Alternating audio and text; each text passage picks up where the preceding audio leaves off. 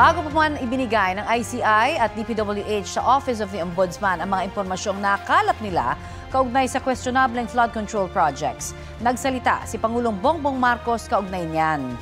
Sa isang video message, sinabi ng Pangulo na malakas ang loob niya na susundan ng Ombudsman ang mga ituturong na mga ebidensya.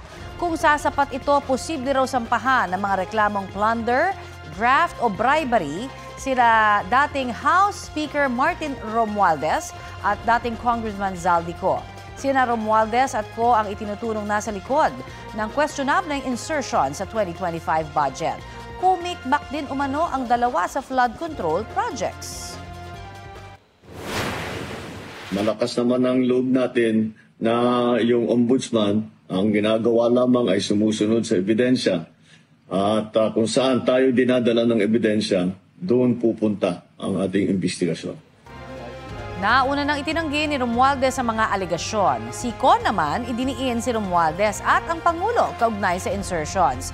May 3 ng kaso sa Sandigan Bayan laban kay Co kaugnay sa substandard flood control project sa Nauhan Oriental, Mindoro.